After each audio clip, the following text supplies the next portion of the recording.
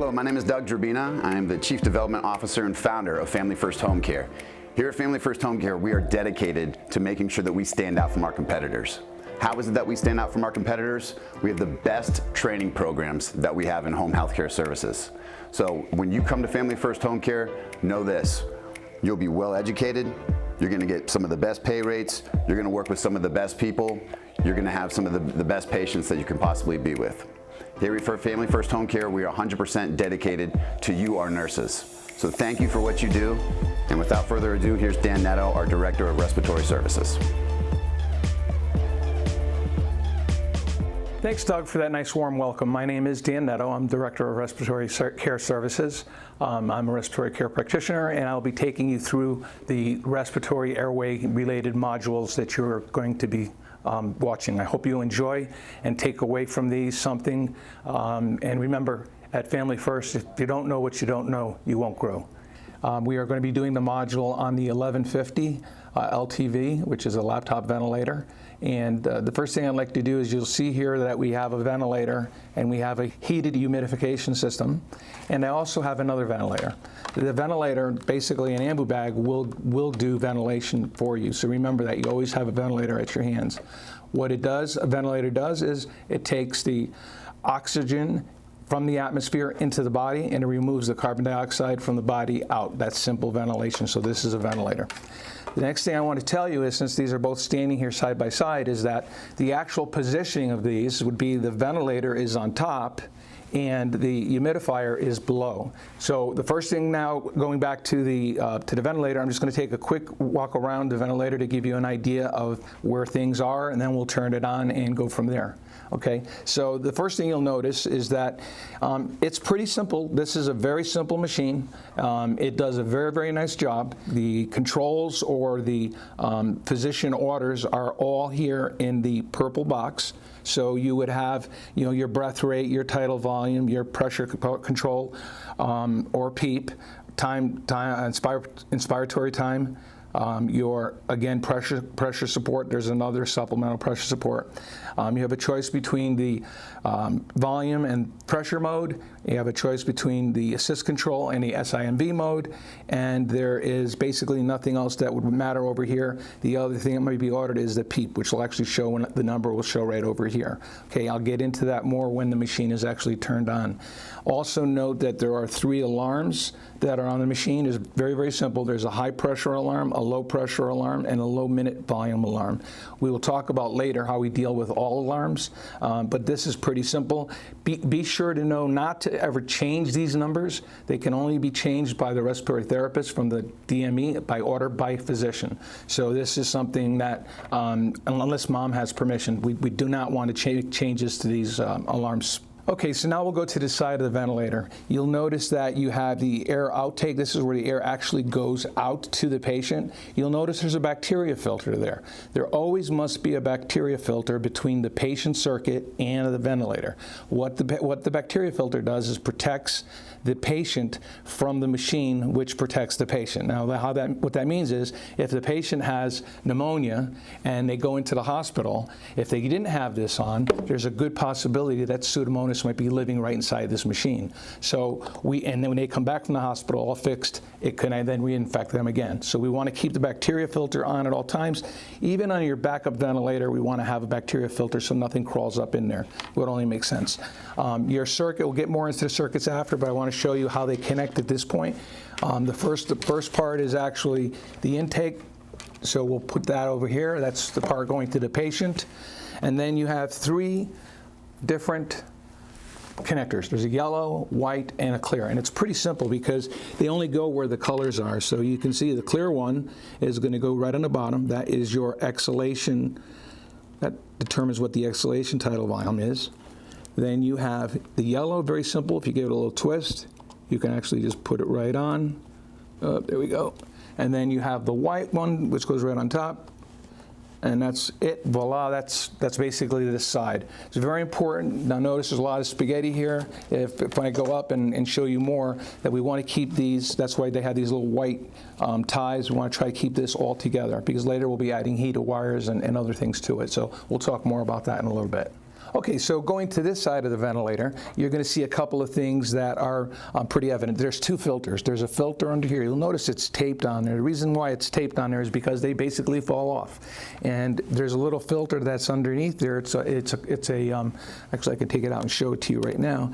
It is ordered by the DME, and you can actually get these and you can replace them weekly. These are cleanable. You can run them through tap water, dry them off, and let them air dry and reuse them again. You would simply put it back on, and you would think that they would be able to snap in place. They used to, but they get worn out so much because they've been used for so long. We actually put a little piece of tape there. There's also another filter that's located right over here. This is the same way. This one is you pull this filter out. Okay, this filter also replaced weekly, can actually be cleaned, air dried.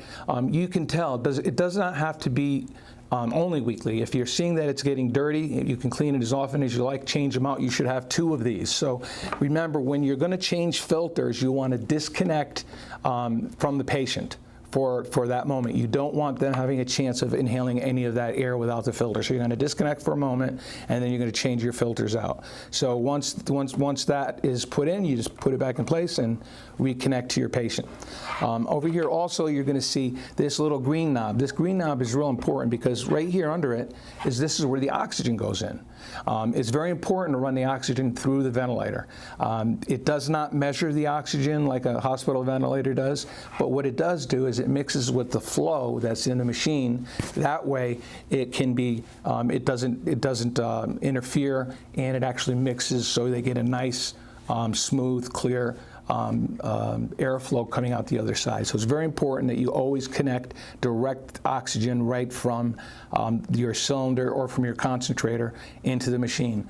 The measurement of oxygen is done by liter flow on your concentrator or on the regulator, so you don't have to worry about it. Whatever patient is ordered, just make sure you go in right through this spot right here.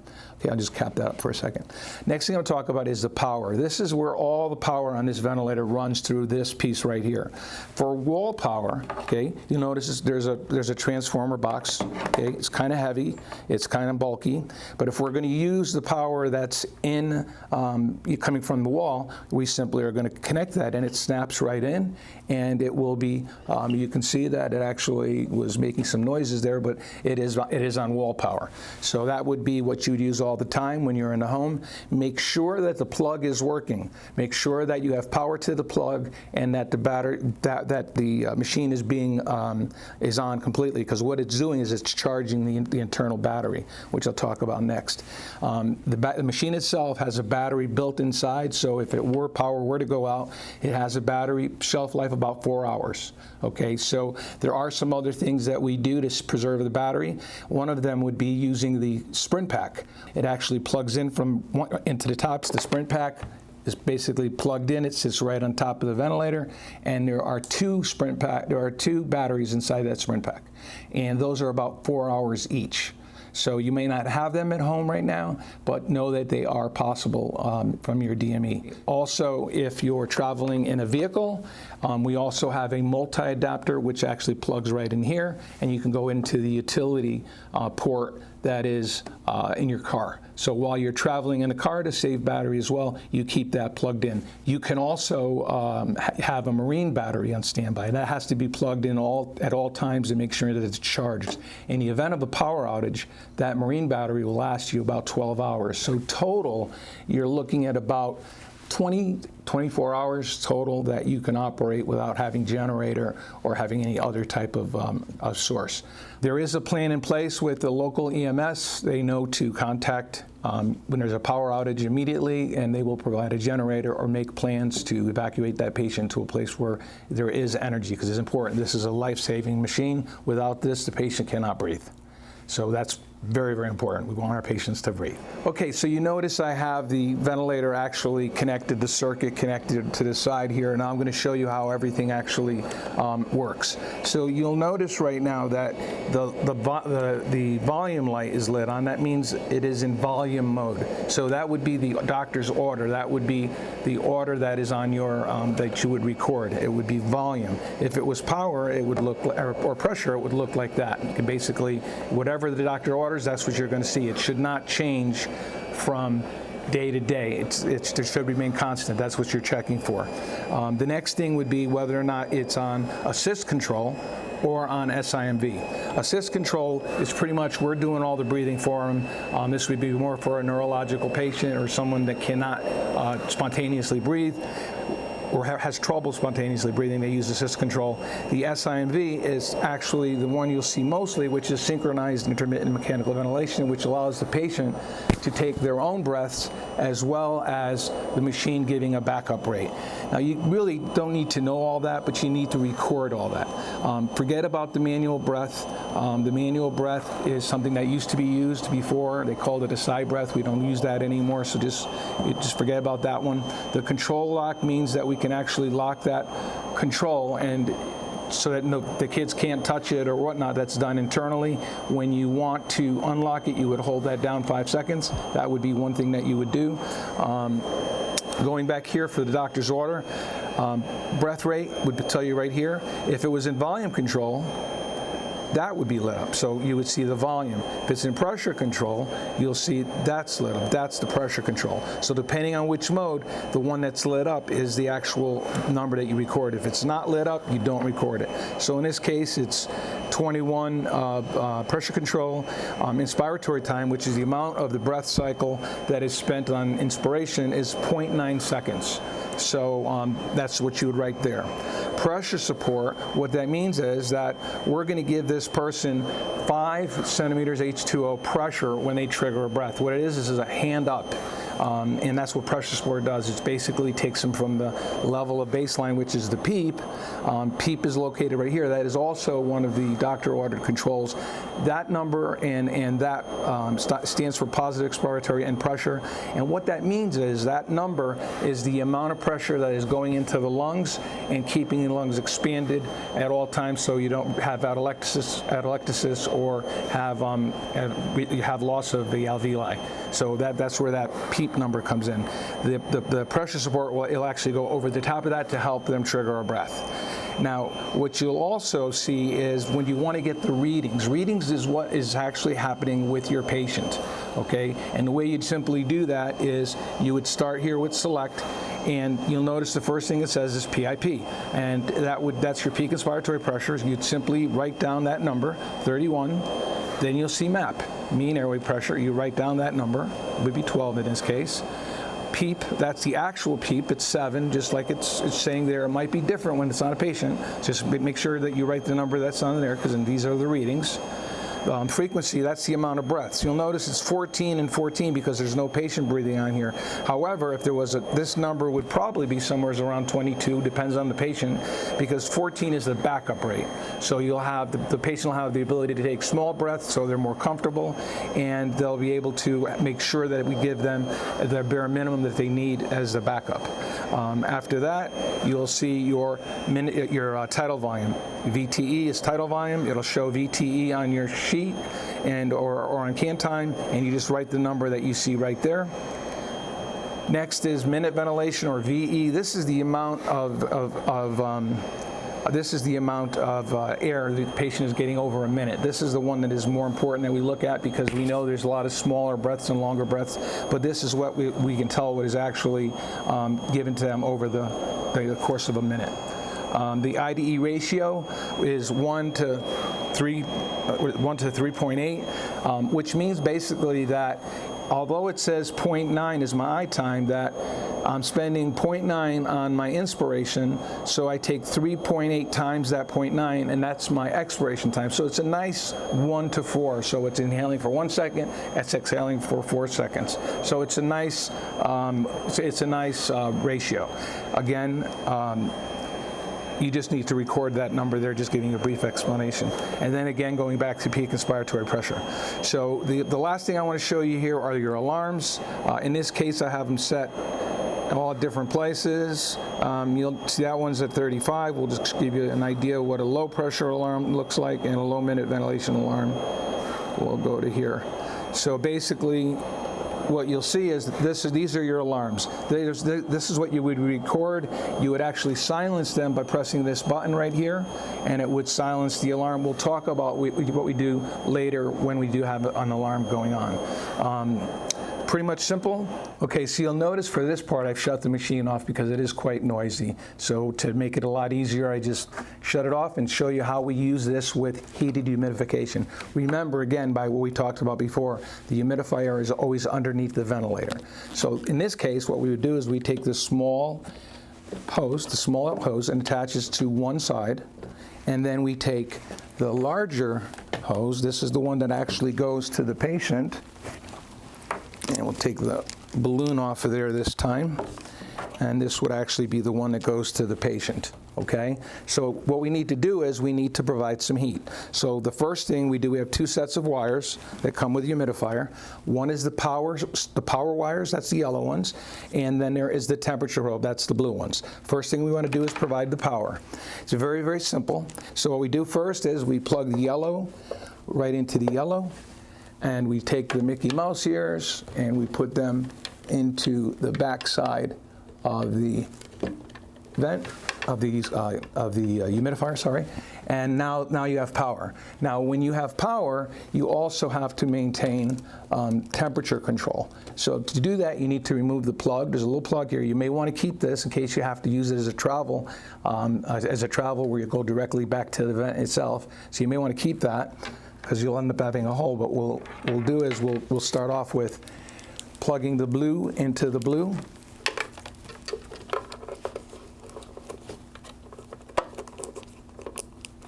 And it just snaps in place. There it goes. Okay, so the first temperature is going to be taken right over here. This is the temperature at the machine. There's a little notch right there. It fits in just like that. Now again, remember, there's lots of stuff here, right? It looks like a lot of spaghetti going on. So the other temperature probe, which is the proximal to the patient, actually goes over here. Luckily, this one stays in place. Now what you have is you have the ability to go right to the patient and start ventilating. But again, it looks like a lot going on here. So you can use ties, you can use Velcros, whatever you need to do to be creative to keep this together. We want to make sure that the patient can grab it, it's not in the way and cumbersome. We want to make sure that we're, parallel. We don't want to be dumping down. We want to make sure that we're facing a little bit lower than the patient's trach to come down, to make sure the condensate doesn't come forward. So you noticed before I showed you the actual Omniflex that goes to the patient. This one has a trap door, so you would basically open it to do your suctioning through. We prefer to use this type, which is an inline suction catheter, sometimes called a halyard or a Balliard. What it does is it actually goes straight on like this. You can use an Omniflex to give it some more room to the patient, but that's all can be talked about later because it's just making it more comfortable. The bottom line with this is that you can actually suction in a safe environment, so that way there's no bacteria that enters into the patient. So if you happen to get these sent to you from the DME, you can go ahead and ask for these. If it takes calling your clinical manager, maybe they need to get a doctor's order, these are much safer. They'll keep the child it will help protect them from pneumonia or other diseases. The other thing that it does, it also prevents breaking the PEEP. Remember I said the PEEP is the positive expiratory end pressure. Imagine when we open this up, we're actually allowing the lungs to deflate. This is a closed system, so that doesn't happen. So this is basically what we would want to use. We're going to use it to do a breathing treatment. Sometimes we have to use what we call MacGyvering. You'll see that there's different little connectors. In this case, it depends on what the DME gives you. Make sure that you record what they give you and how the child comes home so that you know exactly how the circuit is built. Each DME will build circuits differently, meaning this part. So for this case, we're going to give a breathing treatment. We have to use some contraptions in order to get it to fit in place, but you can actually, you see the door opens, the PEEP is in place, so you don't have anything exposure because there's a spring inside. You actually put your treatment in place and you would give it as normal, just like you would give a normal breathing treatment. When you're done, you can wipe off with an alcohol tab and you can actually leave it in place. If they're done regularly, if they're PRN, you can just simply remove all of this and go back to here. Again, with the OmniFlex in the middle, that will give you some more comfortability. There's many different ones, so again, what the DME gives you is what you're going to want to make sure that you have, and make sure you take a picture of the way they're putting it together, so that way you know how to build another one as well. If you're going to use an MDI, which is a meter dose inhaler, it kind of works the same way. So what I'm going to do is, again, we have to use these contraptions to get this stuff in line. So we're going to put one of these here. You would basically open up the cap at the bottom here, and you would put your MDI, if they're getting, like, for example, albuterol, and what you would do is you would put it on, attach it right to the top here, and be sure when you're doing your sprays, you're doing it on inhalation. So when they're inhaling is when you spray. You don't want to spray on exhalation, so as soon as they're done breathing, like it's, that's when you want to hit it, so they take that deep breath in. Let them take another good deep breath, then give them the second one. And simply would go in place. If you're getting them regularly, you can cap it and keep it in place. Otherwise, you can simply remove it. So when an alarm goes off and you're hearing the alarm, the first thing we're going to do is not go and shut it off. What we got to do is we have to look at our patient. There's three things that could possibly be wrong. It could be the patient, it could be the circuit, all this stuff, or it could be in the machine. We don't care about the machine or the circuit right first. We want to go right to our patient. We want to really, and it's all done in a simple, quick process. We want to look at the patient. We want to see their demeanor. We're going to look at the pulse oximeter. We're going to actually look at the heart rate. We're going to make sure that the patient looks stable. We're going to take our stethoscope and auscultate so that we get a good understanding of what the lung sounds are, making sure that the lungs are clear. If the patient has a cuff trach, we want to make sure that we listen over the top of where that cuff is so that we can be sure that it hasn't ruptured. Once that has been determined that the patient is fine, what we do is, you'll see I have a bag here ready. This will be hanging. This is our emergency system. It'll be hanging next to the ventilator, and what we do is we know that the patient is fine, so the problem is probably somewhere in here. And it could be in here, it could be somewhere, we really don't know, but we don't have time to waste. So what we would be able to do is we can simply take this out, and as you can see, it is ready to go. It has everything, so it's brand new and fresh. It's a little bit tangled up here because we know we're working with spaghetti. So as we're bagging the patient, if necessary, while we're changing this out, what we're going to do simply is we're going to disconnect this side, we're going to disconnect this side, take this off, and we're going to basically remove this system to the side. Now we're going to go directly to the patient. And now what you would be able to do is you have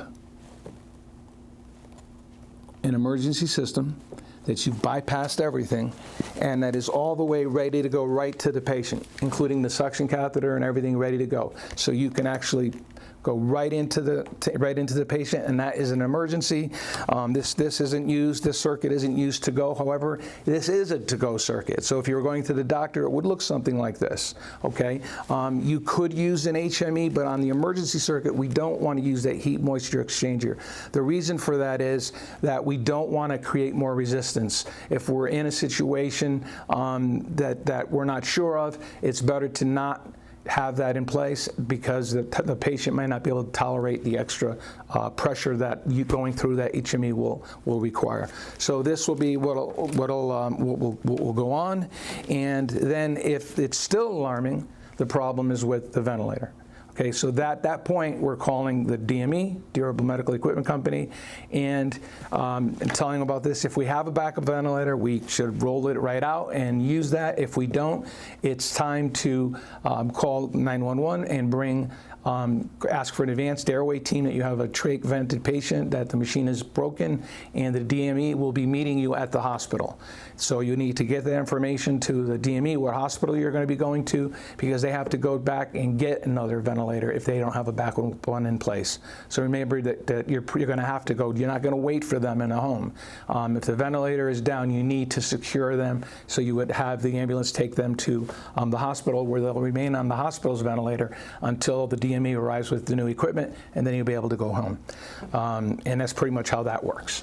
Okay, I hope you've enjoyed this module on the LTV 1150. And remember that if you ever need to, this ambu bag right here is a ventilator. Don't be afraid to use it when you're doing circuit changes, and also if you're having a plug that's stuck inside, you can use your ambu bag. Sometimes the hand pressure will help doing that as well. So this is a ventilator. Again, I want to thank you for your participation. I hope you took something away from this. And remember, here at Family First, if you don't know what you don't know, you won't grow. Thanks. Have a great day.